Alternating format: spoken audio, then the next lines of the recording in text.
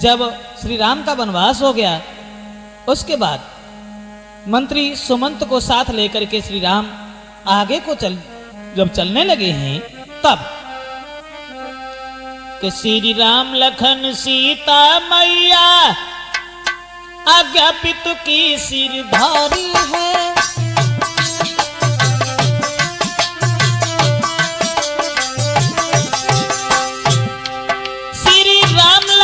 सीता मैया आज्ञा पितु की सिरधारी है। तपसी बनकर तीनों प्राणी बनवास की कीनी प्यारी है।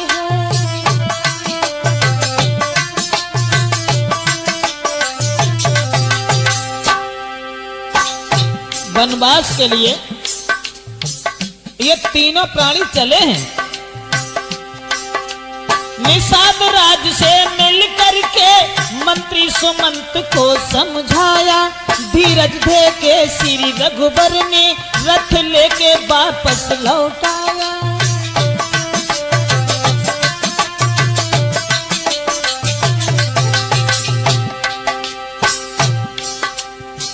सुमंत मंत्री को वापस किया भगवान श्री राम ने और कहा कि भैया हमें तो वन में जाना है। रथ लेकर के मंत्री सुमंत जिस समय अयोध्या के लिए वापस हुए हैं, उस समय मुड़ मुड़ के देखते हुए यीशु आगे को बढ़ते जाते थे। मंत्री सुमंत रोते रोते आंखों से अश्रु बहाते थे।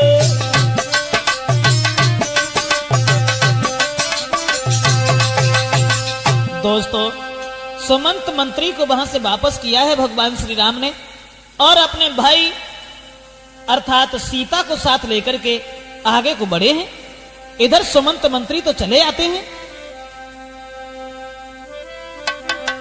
भगवान श्री राम जब आगे बढ़े और इधर मंत्री मन में अति हैरान हुई लौटे अपने धाम। उतके बट के पास में पहुंच गए श्री राम। गंगा को पार करने हेतु तो केवट के पास पहुंच गए तो तुलसीदास ने ये लिखा कि मांगी नाव। भगवान श्री राम ने कि मांगी नाव न केवट आना और कहिए तुम्हार मरम मही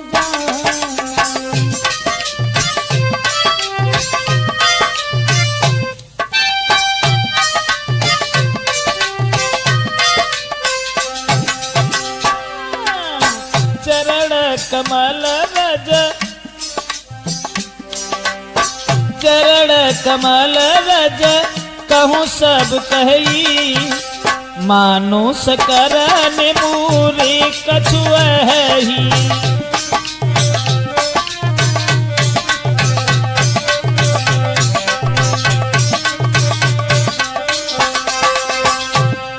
तुलसीदास ने लिखा कि मांगी नाबुना। यहां पर दो अर्थ हैं ऋषि के कि मांगी नाब न के बटुआना, यानी भगवान श्री राम ने नाव नहीं मांगी। मांगी नाव न, नाव नहीं मांगी और केवट आना, केवट आ गया और कही तुम्हार मरम मह जाना, यानी नाव मांग भी नहीं पाई, उससे पहले ही केवट आ गया। दूसरा अर्थ कि मांगी नाव न, नाव नहीं मांगी भगवान श्री राम ने कि मांगी नाव न, नाव नहीं मांगी और केवट आना कही तुम्हार मरम मह जाना। नाव तो भगवान श्री राम ने नहीं मांगी, केवट आ गया, लेकिन बात उसमें यह भी थी कि मांगी नाव न केवट आना, यानी नाव मांगी लेकिन केवट नहीं आया। और कही तुम्हार मरम मह जाना, यानी नाव मांगी लेकिन केवट नहीं आया। और कहने लगा महाराज हम तुम्हारे मर्म को बहुत दिन पहले से जानते, लेकिन सांची जहलला। अब हम तुम्हें साथ ही साथ ये भी बता दें कि केवट कौन था। ये केवट जो था कि सतयुग में केवट कछुआ था, जो क्षीर सिंधु में रहता था।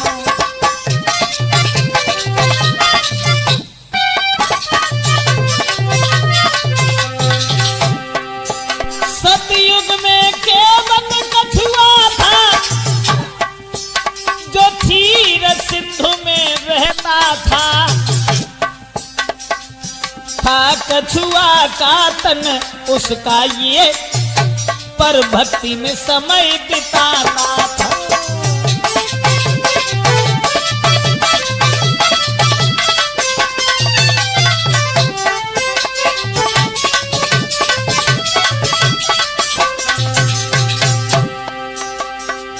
पूर्व जन्म में केवट जो था कछुआ था, कछुआ क्षीर सागर में रहता था। लेकिन एक दिन केवट के उस कछुआ के हृदय में एक भावना बनी।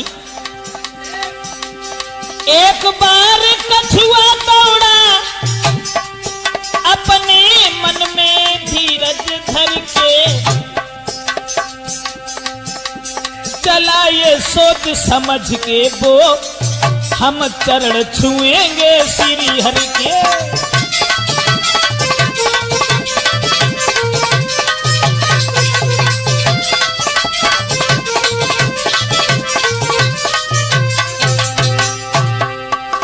कछुआ तो जरूर था, लेकिन भगवान का भक्त था। तो एक दिन उसने यह सोचा कि हम चलें, भगवान विष्णु के चरण स्पर्श करें। चलने लगा। शेषनाग की सैया पर विष्णु भगवान सो रहे थे, लेकिन कछुआ जब शेषनाग के ऊपर चढ़ने लगा, पर शेषनाग ना पहुंच सके उस कछुआ के आचरणों तक। मारी फुसकार गिरा कछुआ ना पहुंच सका हरि चरणों तक।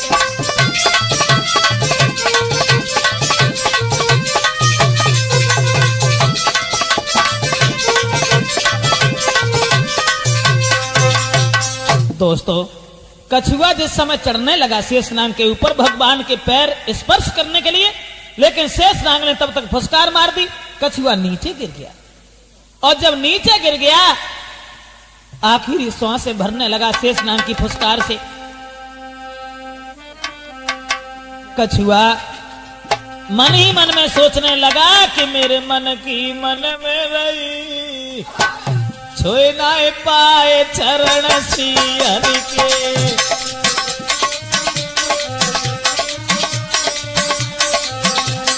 मन की मन में रही, छोए ना पाए चरण श्री हरि के।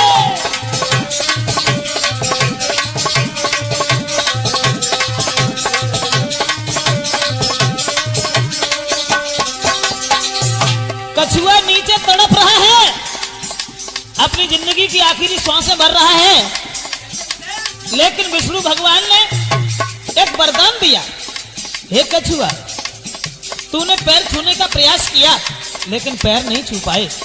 कछुआ, केवट बने तू त्रेता युग में।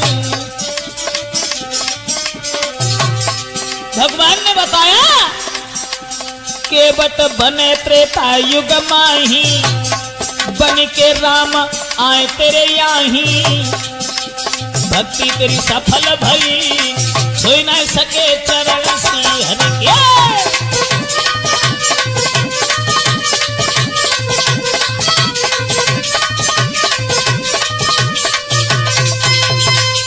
कि केवट ने जब ये कहा कि हम तुम्हारे मर्म को जानते हैं, कि मांगी नाम न केवटुआना, और कहिए तुम्हार मर्म मही जाना। जब केवट ने यह कहा कि हम तुम्हारे मर्म को बहुत दिन पहले से जानते, तो राम ने लक्ष्मण से कही, भैया लक्ष्मण, केवट क्या कह रहा है कि हम तुम्हारे मर्म को जानते, और हमारे मर्म को तो आज दिन तक काऊ ने जान ही नहीं पाओ। और राम ने जवाब दो, भैया लक्ष्मण, कि माँ कौशल्या अमर मन भाखा, जिन 9 मास गर्भ में राखा।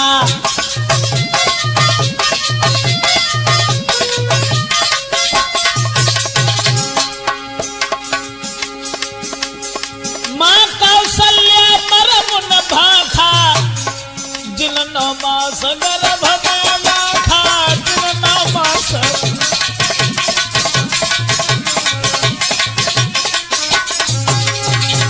राम ने कहा भैया लक्ष्मण, हमारे मर्म को कौशल्या मैया ने न जानो, जिन्होंने 9 महीने गर्भ में रखा। छोड़ो, दशरथ पिता मरम जो पाते, प्रणत जी मोई बन कौन पठाते, प्रणत जी मोई बन।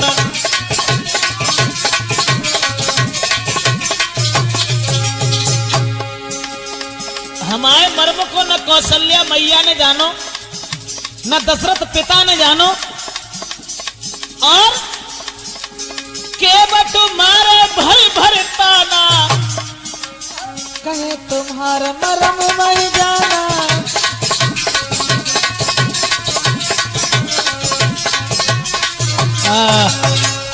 राम ने लक्ष्मण से इशारा किया, लक्ष्मण भैया हमारे मर्म को आज दिन लो काउन ना जानो, न कौशल्या मैया ने, न दशरथ पिता ने, अरे जनक ने भी नहीं जाना।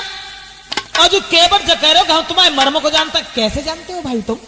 तो केवट बोलो महाराज कान खोले के पहले एक बात सुन ले, हम नाव पर चढ़न ना दी। क्यों? बात यह है ना कि पहले तुम्हारे पाए धोए हैं और बाद में फेर कंधा बैठे है, और ताके बाद नाव ले जाए हैं। जो तुम जामे करो बहाना, तो मांगी नावन के बटवाना।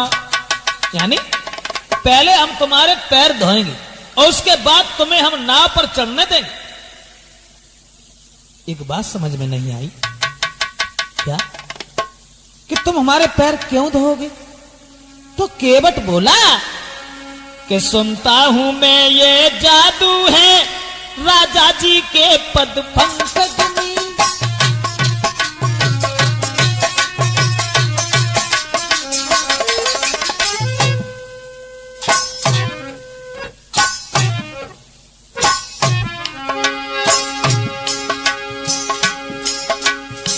केवट ने बताया सुनता हूं मैं ये जादू है राजा जी के पद पंकज में।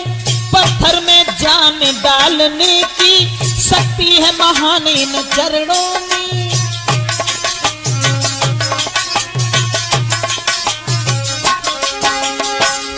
बात यह है भगवान, तुम्हारे चरणों की रज, तुम्हारे चरणों की धूल जिस किसी के ऊपर पड़ जाती है वो स्त्री बन जाती है, इसलिए हम पैर धोएंगे। बन गई शिला सुंदर नारी,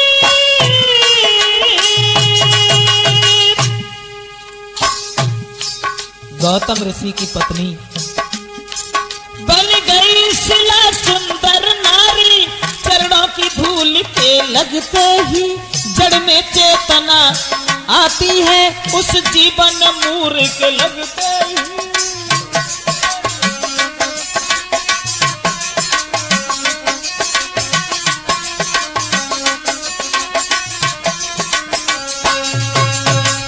और कोई बात नहीं, केवल बात यह है महाराज गौतम ऋषि की अहिल्या नारी और छुअत शिला वो बन गई नारी। और जाहे काठ की नाव हमारी और जो कऊ नाव से बन गई नारी, तो आफत में जाने हमारी।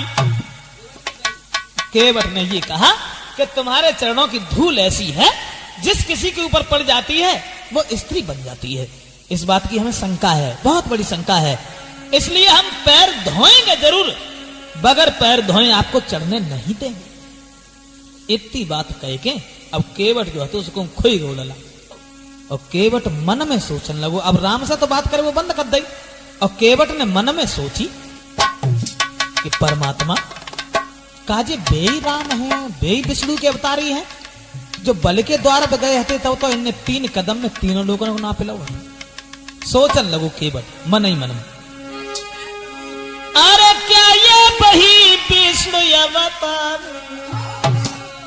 सोचने लगा केवट, अरे क्या ये बही विष्णु अवतारी जो बल के द्वारे पे आए।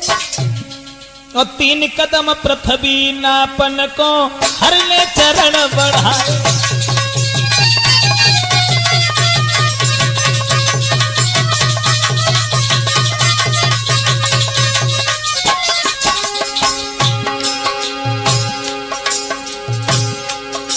क्या ये वही भगवान है? बलि के द्वार पर बहरोचन का पुत्र जो बल था, उनके द्वार पर 3 कदम धरती नापने के लिए जब 3 कदम में तीनों लोगों को नाप लिया, अरे 3 लोग नहर ने नापे। सोचने लगा केवल 3 कदम नहर ने नापे, आज नंगे नए गंगा। जब 3 कदम में 3 लोग नाप ले तो गंगा जी कितनी चौड़ी थी। अरे 3 लोग नहर ने नापे, आज नघे नए गंगा। नाव के पीछे खड़े किनारे प्रथम मचाए रहे गंगा।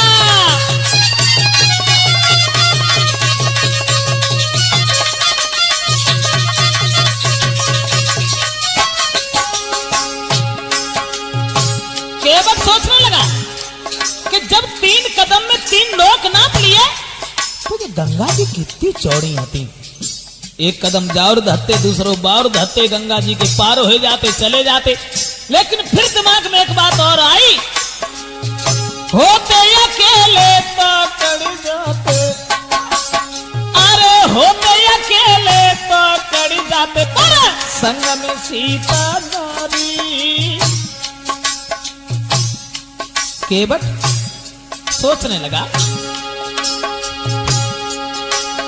अरे होते अकेले तो कड़ जाते, पर संग में सीता नारी। कैसे उतरे पार संग में भ्राता शेष या बताली।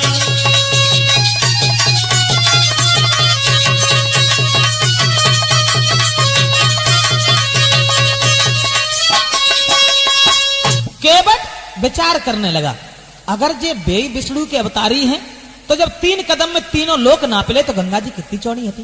फिर जे सोची अकेले होते तो उतरियू जाते, अब सीता जी संग में है, लक्ष्मण साथ में है। अब मुश्किल इस बात की है कि अगर सीता जी को पार उतारें तो कैसे उतारें। फिर बाने मन में एक बात और सोची केवट ने कि सीता को गोदी ले लेते,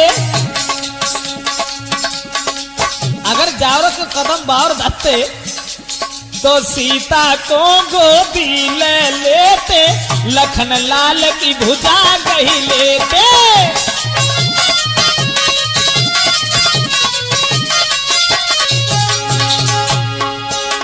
श्री गंगा को पार कर जाते, काहे को हमसे नाम मंगाते, काहे को हमसे।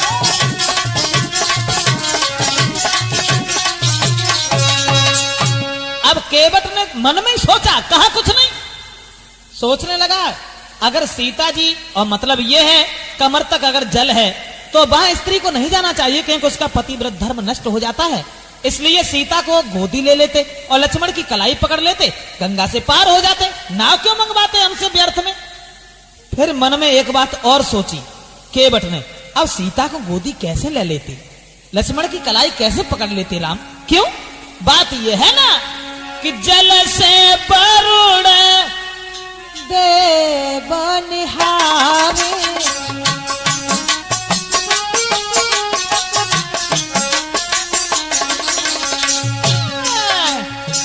जल से वरुण देव निहारे, ऊपर सूरज तपई करारे।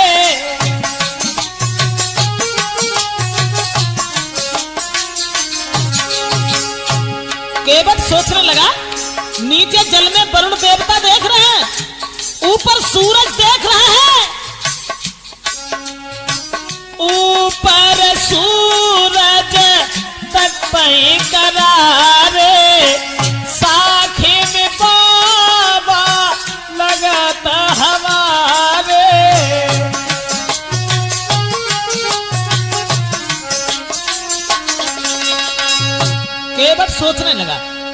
अब सीता को गोदी तो ले लेते, लेकिन नीचे वरुण देवता देख रहे हैं, ऊपर सूर्य देख रहे हैं, भला ऐसे में लाज कौन त्याग देगा, कौन अपनी अर्धांगिनी को गोद लेगा, इसलिए ये हमसे नाव मंगवा रहे। फिर एक बात और भी थी ऋषिदेव, ये नाव क्या थी? नाव का भी उद्धार होना था। नाव क्या थी? केवट तो कछुआ था पूर्व जन्म में, और नाव क्या थी? केवट को पता था कि ये नाव जो है ये चित्रकेतु नाम के गंधर्व की है। उसमें बात ये थी, केवट ने सोचा कि जतरिबे को है नाव जो कि चित्रकेतु गंधर्व की है, तरिबे को है नाव।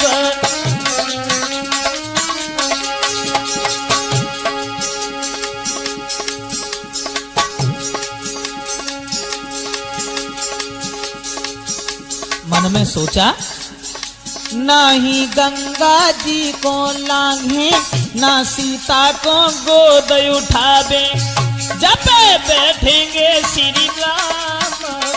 राम जो चित्रकेतु गंधर्व की है।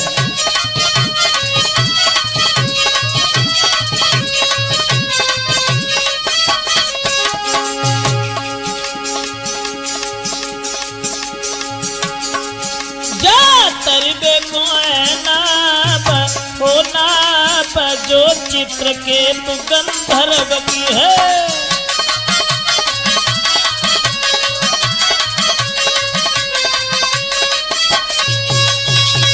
केवट सोचने लगा, अब गंगा जी को पार तो वैसे कर जाते, सीता को गोदी लेके निकल जाते, लेकिन ये नाव का भी उद्धार होना है। दोस्तों साथ ही साथ ये भी बताते चलें कि ये नाव जो थी चित्रकेतु नाम के गंधर्व की थी। आप बड़े भ्रम में होंगे, तो देखो ये चित्रकेतु नाम का गंधर्व जो था गाता हुआ आगे को बढ़ा।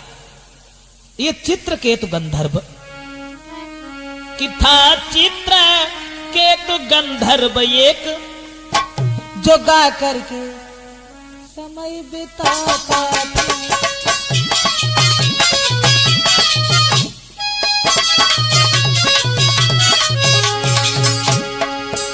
ये कहानी है ये त्रेता की जो सबकी प्रशंसा गाता था।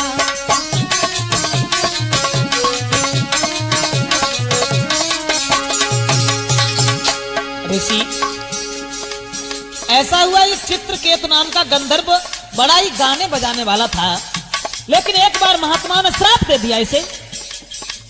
उसे श्राप दिया सन्यासी ने, तेरा ये ज्ञान खो जाएगा, गंधर्व देह से अभिमानी तू एक वृक्ष हो जाएगा।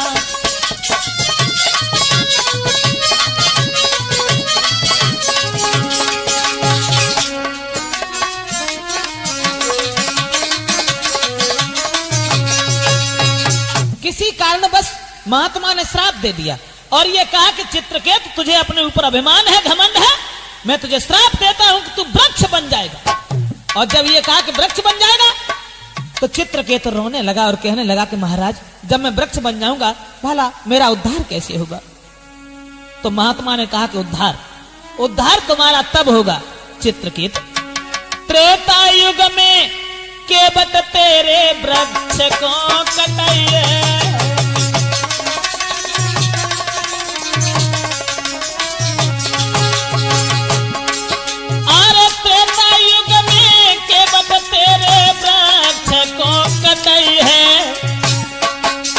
और चित्रकेतु वो केवट बाकी नाव बनवाई है।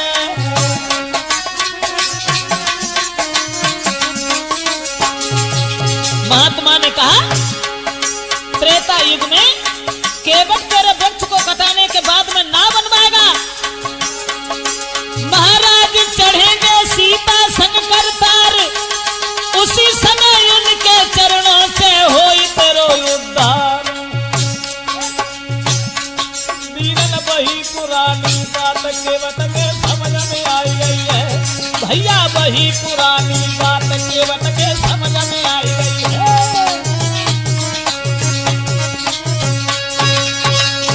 अब तो दोस्तों केवट ने समझ लिया कि इस नाव का भी उद्धार होना है। सन्यासी ने यह कहा था केवट तेरे वृक्ष को कटवाने के बाद में नाव बनवाएगा, और जब भगवान श्री राम अर्धांगिनी सीता को साथ लेके तेरे ऊपर से निकल के जाएंगे उस नाव में बैठ करके, तब तेरा कल्याण होगा। केवट जब इन बातों में खोएगो तो राम पूछने लगे, केवट कहां हो, क्या सोच रहे हो? तो खड़ो है केवट पास में, तब कहे राम समझ आई, कहां ध्यान तेरो गो मोई दीजो पारल। भगवान श्री राम ने कहा, केवट अरे कहां खोए गए, हमें बहुत दूर जाना है, क्योंकि पिता की आज्ञा का पालन करने के बाद में और हम राज्य को छोड़ करके वनवास की ओर चले हैं, हमें गंगा से उस तरफ कर दो। केवट बोला, हरगिज नहीं करेंगे। हाँ, बात सिर्फ ये है कि पद कमल धोई चढ़ाई, नाबुन नाथ उतारन चहूं, मोय राम राउर आन दशरथ शपथ सब साची कहूं। केवट कहने लगा, बर तीर मारहूं लखन पे, जप लागिन पार हूं, और तब लागिन तुलसीदास नाथ कृपाल पार उतारी हूं। केवट कहने लगा, चाहे कुछ भी करो लेकिन बिना पैर धोए हम चढ़ने नहीं देंगे। अब मुश्किल केवल इस बात की है कि तुम्हारे चरणों की धूल जिसके ऊपर पड़ जाती है वो तुरंत स्त्री बन जाती है। मुख्य बात केवल एक है कि जाहे काठ की नाव हमारी, जो कहूं नाव से बन गई नारी। कल से धंधो बंद हो जाए, तुम्हारे चरण की धूल अगर जो पड़ गई, जो कहूं नाव से बन गई नारी, तो आफत में जान हमारी, तो आफत में।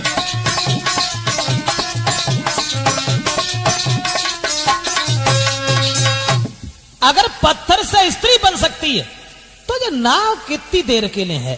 तो जवाब दो भगवान राम ने, केवट भैया पागल हो गए का? अरे नाव से कहूं औरतें नाए बन जाती हैं, नाव से औरतें नाए बनती, तुम काहे को अधीर हो, हमें पार उतारो। तो जवाब दो महाराज कि छुअत सिला भई नारी सुहाई,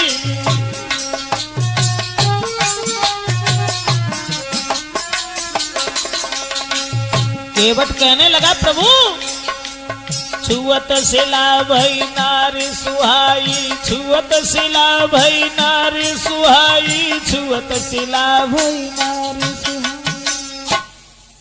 कि छुअत सिला भई नारी सुहाई, पहनते न काठ कठिनाई।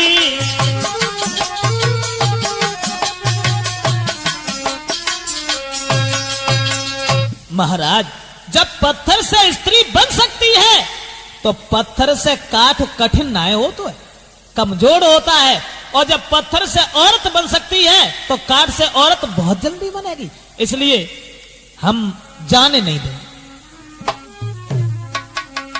तो राम ने एक बात कही, केवट भैया देखो पहली बात तो जय कि नाव से औरतें नहीं बनती हैं, और औरत अगर बनियों गई तो भला कौन सी तकलीफ है। हाँ, अगर नाव से औरत बनी गई तो पहले नारी ये नहीं बने, और बन जाए तो क्या है रानी।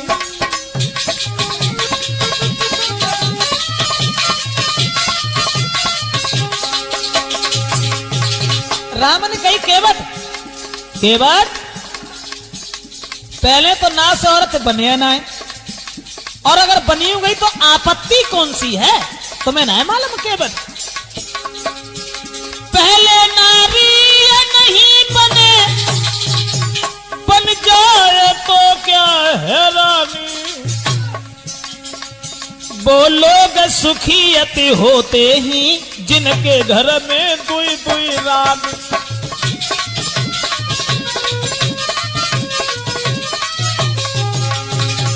केवट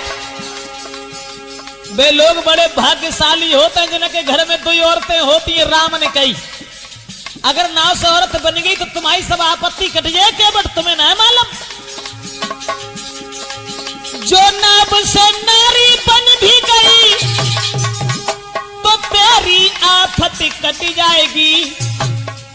कैसी?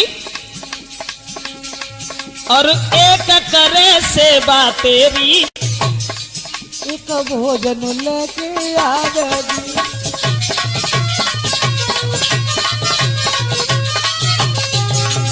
केवट अगर नाव से औरत बन गई तो एक घरे खाना बनाओ करे तो दूसरी तुम्हारे लिए भोजन लेके आओ करे, आराम है ना।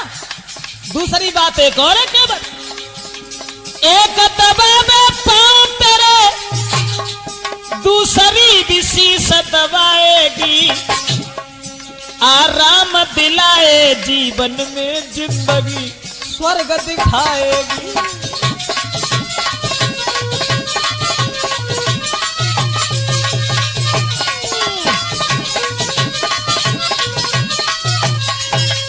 केवट पहले तो देखो नाव से स्त्री बने ना है, और नाव से अगर स्त्री बन गई तो फिर सुख ही सुख है, क्योंकि घर में अगर 2 औरतें हैं, एक कछू करे एक पाए दाबे तो एक सर दाबे, है ना। हाँ आराम ही आराम है, तासा तुम हमें उस तरफ करो। तो केवट बोलो महाराज बुरा न लगे तो कहें कुछ बोलो। केवट ने जो कही महाराज जो बनी नाव से नारी यदि तो आपत्ति सब कट जाएगी। अब देख केवट ने जो कही कि महाराज तुम जो कह रहे कि आपत्ति कट जाए, लेकिन थोड़ा ध्यान दो मेरी तरफ। जो बनी नाव से नारी यदि आपत्ति सब कट जाएगी, एक दबावे पाँव दूसरी जल के गलो दबावेगी।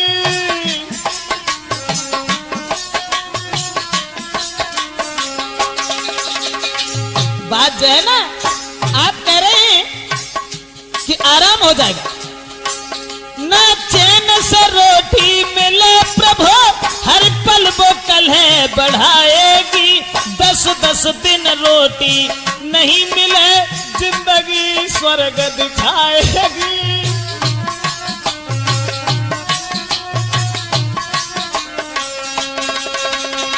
केवट ने कही महाराज तुम जो कह रहे कि 2 औरतें अगर होगी तो एक पाए दबाई है एक मूड दबाई है, लेकिन हाँ पाए एक दबाई है तो दूसरी मूड ना दबाई है, गलो दबाई है, तासे 2 औरतें मानो कब सुख से रोटी ना मिली। राम बोले एक बात बताओ केवट, 2 औरतें भाई कौन से दुखी हुई गए, सो तुम ही दुखी हो जाओ। तो केवट ने कही महाराज हम एक ना है 10-20 ऐसे बता दिए कि 2 औरतें बालन को कभी रोटी तक नहीं मिली। हाँ राम ने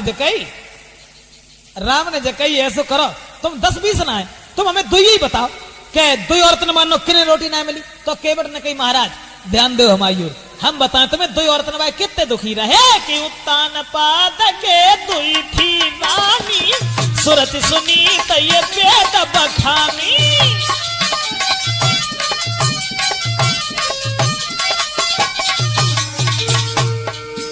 ध्यान करो उत्तान पाद की ओर, उत्तान पाद के 2 रानी थी, एक ध्रुव बनवास पठाए, एक ने राजा बहुत सताए, एक ने राजा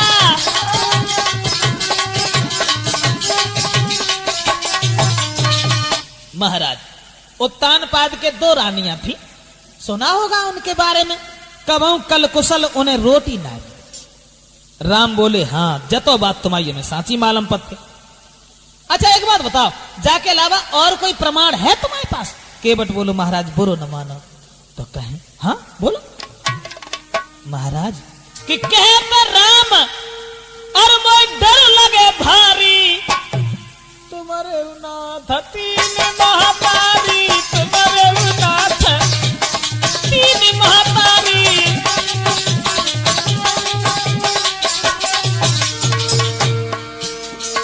बुरा मत मानना प्रभु, कहता राम मोय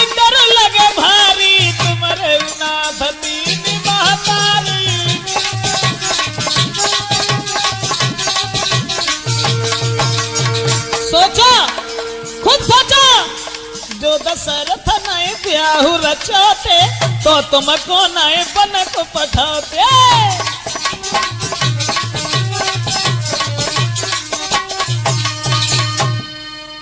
और के न की कहे, तुम्हारी घर में अगर सौतिया डाह न हो तो राज्य छोड़ के तुम बन को नहीं जाते। इतनी बात जब सुनी, सुन के बट के बचन को लखन गए खिसियाई। सुन के बट के बचन को लखन गए खिसियाई। तो रामचंद्र कहने लगे सुन के बट चितलाए। ऐसा करो केवट, अब हम समझ गए कि तुम हमें बिना पाए धोए अब जान नहीं दियो, तासे ऐसा करो, जाओ पानी ले आओ और हमारे पैर धो। केवट कि रामचंद्र बोले मुस्काई, और सोही करहो जेही तने मान भाई।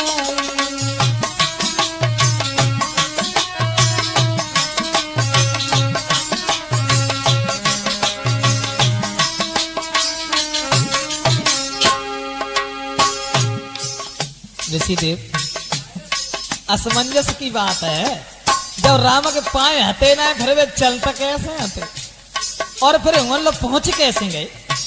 बात जाती कि राम के पैर तो थे लेकिन राम के पैर नहीं थे। कारण था ये, राम की जब शादी नहीं हुई थी उससे पहले तो पैरों की सेवा लक्ष्मण किया करते थे, और शादी हुई कि जब आई सीता जी के साथ में तो राम के पैरों की सेवा सीता जी करने पहुंच गई। लक्ष्मण ने कहा कि बस भाभी हमसे यही नहीं होगा, ये राम के चरणों की सेवा तो हम तुम्हें दे नहीं पाएंगे। विवाद बढ़ता चला गया, फैसला अदालत में पहुंच गया। कहां? गुरु वशिष्ठ के पास। और जब वशिष्ठ के पास पहुंच गया तो वशिष्ठ ने फैसला किया कि देखो, एक पैर की सेवा सीता करेंगी और दूसरे पैर की सेवा लक्ष्मण करेंगे। तो एक पैर लक्ष्मण का था, एक सीता का था, राम के पैर नहीं थे।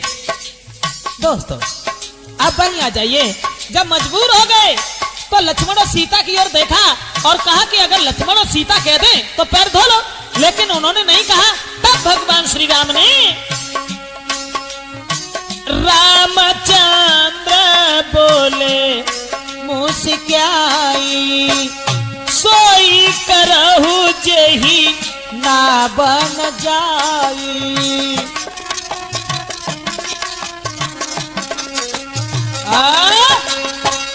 अब भैया तुझे जैसा दिखाई दे वैसा करो। तो केवट चलो और कठौता में पानी भल्लाओ लला। कठौता में, कठौती में क्यों ना लाओ? कठौती में जैसे ना लाओ। अगर कठौती में हम जो पानी लेके गए और पानी की धूल अगर पड़ी गई तो कठौती से जो को बिटरिया बनी गई तो मुफ्त में ब्याह और करनी पड़ी। और कठौता से अगर लड़का बनेगा तो कोई मुसीबत वाली बात ना, सब देख लो जे। अब केवट जो था वो कठौता में पानी भर के प्रभु राम के चरण धोने के लिए चला। दोस्तों तुलसीदास ने तो ये बताया कि जासु नाम असुमिरत एक बारा, उतरे नर भव सिंधु अपारा, उतरे नर भव सिंधु अपारा।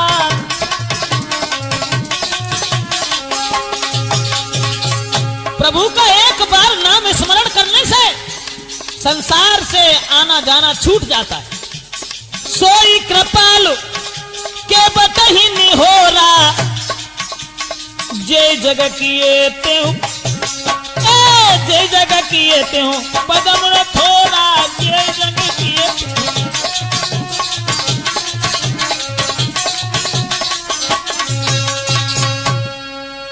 आज केवट के निहोरे कर रहे तो केवट कठौता में पानी लाया, और पानी लाए के बाद में भैया लिखा तो ये देखा कि हाजिर थे एक कठौता में गंगा और गंगा जल दोनों।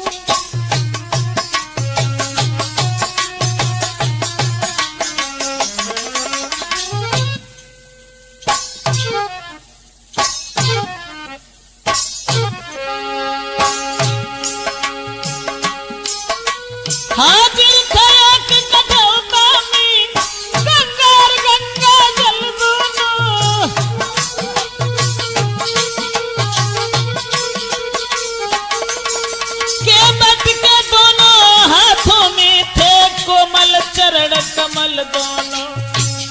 कठोता में भगवान श्री राम खड़े हैं और केवट चरण धोने लगा। थे चरण अनेक तपस्या कर, ऋषिदेव वो ही चरण थे जो चरण अनेक तपस्या कर मुनियों की दृष्टि न आते ही। क्या दृश्य है वो केवट द्वारा गंगा पर धोए जाते ही।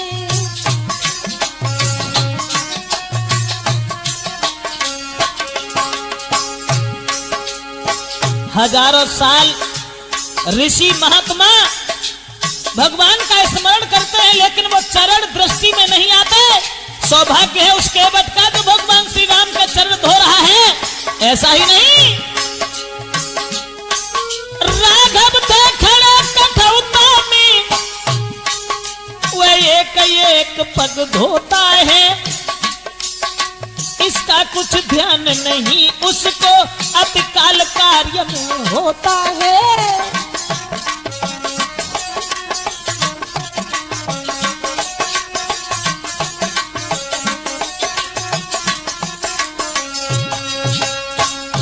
केवट भगवान श्री राम के चरण धोने लगा। कठौता में पानी करने के बाद अब उसे यही ध्यान नहीं रहा कि हमें कितनी देर हो गई, कितनी देर हो गई। तो प्रभु बोले समझो जरा समय हो रहा नष्ट। केवट एक पांव हम खड़े ही इसका भी है कष्ट, इसलिए बहुत जल्दी करो, हमें वन में पहुंचना है। पिता की आज्ञा को सरोधारण करने के बाद में हम राज्य छोड़ करके जंगल की ओर बढ़े हैं, इसलिए भैया केवट इस प्रकार जब कर चुका और नाविक निज उद्धार, तब तीनों को नाव पर उसने किया सवार। चरण धोने के बाद और सब अपने परिवारी जनों को बुला करके सबने चरणामृत लिया है। केवट ने अपना उद्धार किया है। जिन चरणों की चाहत में, जिन चरणों की दर्शन करने के लिए, जिन चरणों को छूने के लिए प्राणी हर समय तपस्या किया करता है, भगवान का भजन कीर्तन गुणगान किया करता है, आज वही चरण सौभाग्य है उस केवट का। चरण धोने के बाद सबने चरणामृत लिया, उसके बाद नाव पर सवार किया भगवान श्री राम, शेषावतारी लक्ष्मण, अर्धांगिनी सीता को। और नाव पर सवार करने के बाद जब केवट चला तो धीरे धीरे कुछ गुनगुनाता हुआ, कुछ कहता हुआ कि मेरी नैया में बैठे श्री राम, मेरी नैया में बैठे श्री राम, गंगा मैया धीरे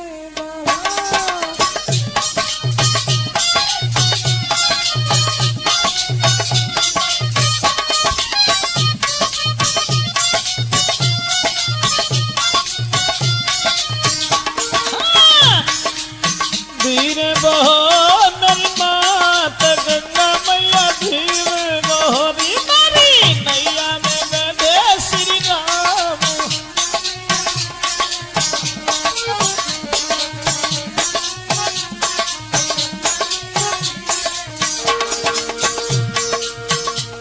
नाव पर बैठाल करके केवट चलने लगा और कुछ सोचता हुआ, कुछ गुनगुनाता गाता हुआ। क्या गाता हुआ? सोच रहा है आज बड़े सौभाग्य हमारे, आज बड़े सौभाग्य हमारे,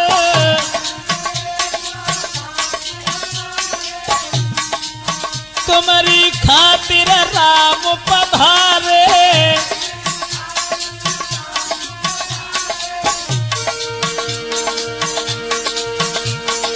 मेरे सिद्ध भय सब काम, गंगा मैया धीरे बहो दी, मेरी नैया में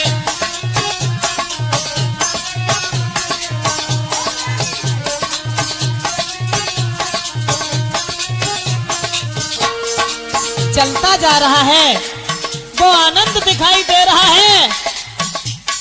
मानो मानो क्या जब भगवान ही उसकी नाव पर सवार हैं, सोच रहा है कि गंगा के ही प्रभु राम के दर्शन हमें हो गए। सुन मेरी गंगा महारानी, हाँ सुन मेरी गंगा महारानी, बड़ो पवित्र तुम्हारो पानी।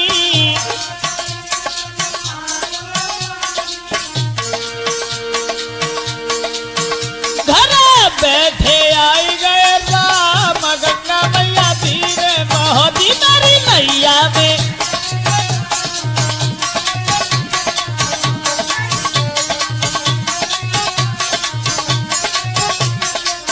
हाँ, धीरे मोहती मेरी मात, गंगा मैया धीरे मोहती मेरी नैया में बैठे श्री राम।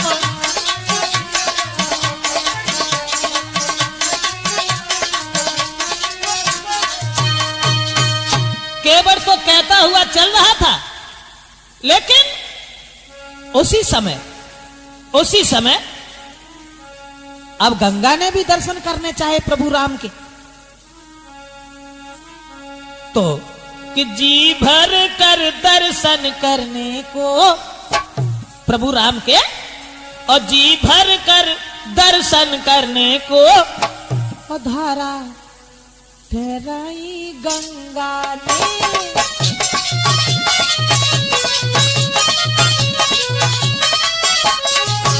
भगवान चढ़े तो माथे पर वह नाव उठाई गंगा ने।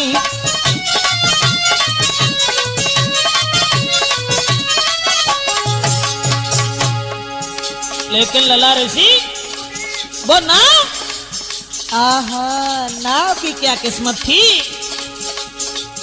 चलती थी राजबधू सी वो नाव, चलती थी राजबधू सी वह, बिछ रहा बिछोना जल का है। प्रभु बन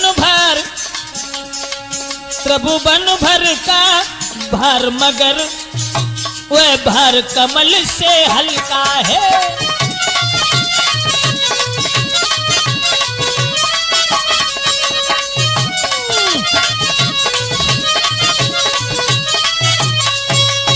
आनंद ही आनंद था गंगा पर। केवट श्री राम को पार उतारने के लिए जब चला है, गंगा भी श्री राम के दर्शन करने के लिए ठहर जाती हैं। दोस्तों, अब गंगा अकेली नहीं, कवि ने तो ये लिखा कि सूर्य दर्शन करने के लिए भगवान श्री राम के, और जिस समय ऊपर को चढ़ जाता है, लेकिन सूर्य से पहले बादल भी प्रभु राम के दर्शन करने के लिए उमड़ने लगे। तब सूर्य ने बादलों से कहा कि सूर्य ने कहा बादलों से, ये छवि हमको भी न रखने दो।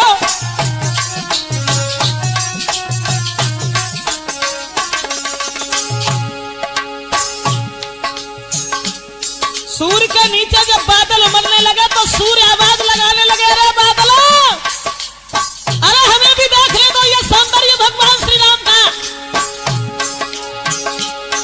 सूरज ने कहा बादलों से, ये छवि हमें भी न रखने दो। क्यों तुम आ गए बीच में ही, हट जाओ दर्शन करने दो।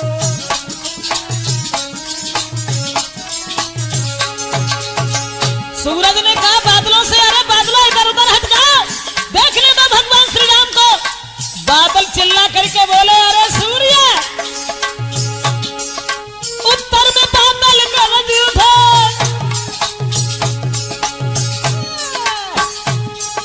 उत्तर में बादल गरज उठे, मत भको कौन चोटों की रहे।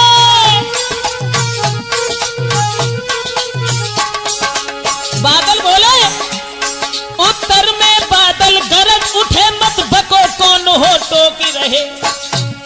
हम दर्शन करने आए, दर्शन को हमसे रोक रहे।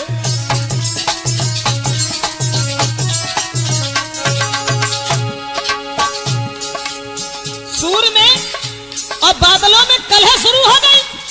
सूर्य कहने लगा बादल हट जाओ, देख ले तो श्री राम को।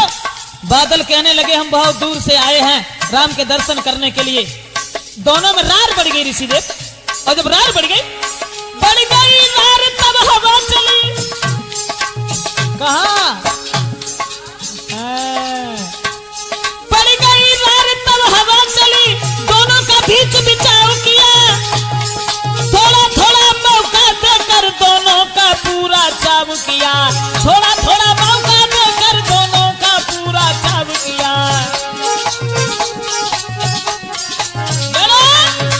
अब तो दोस्तों केवट जो था बड़ा ही खुश है। उधर चतुर मल्लाह की पूरी भई मल्लाह, और जा पहुंची नौका उधर गंगा जी के पार। नाव जब गंगा जी के पार पहुंची है तो केवट ने दोनों हाथ जोड़ करके विदा मांगी और कहा कि महाराज अब हमें आज्ञा दीजिए, हम चल रहे हैं। तो केवट को जाते हुए देख करके अब राम के हृदय में एक भावना बनी कि केवट को हम उतराई में क्या दें, मेरे पास तो कुछ है ही नहीं। वन की ओर जा रहे हैं, उसी समय पिया ही की सिया जान नहारी।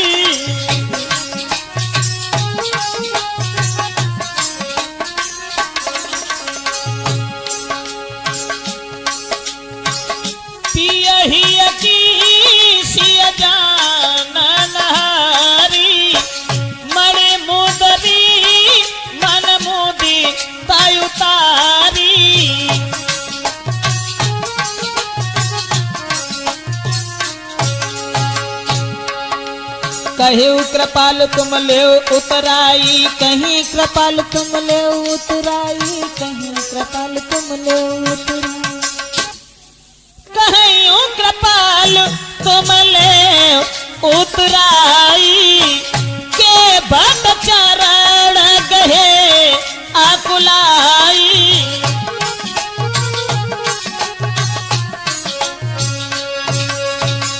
पियहिया की सिया जानन हारी, यानी पति के हृदय की बात को समझने वाली सीता, उन्होंने समझ लिया कि राम के हृदय में भावना यह है कि केवट को उतराई में क्या दे। तो माने मुदरी मन मुदिता उतारी, हाथ से अंगूठी उतार करके राम को दे दी।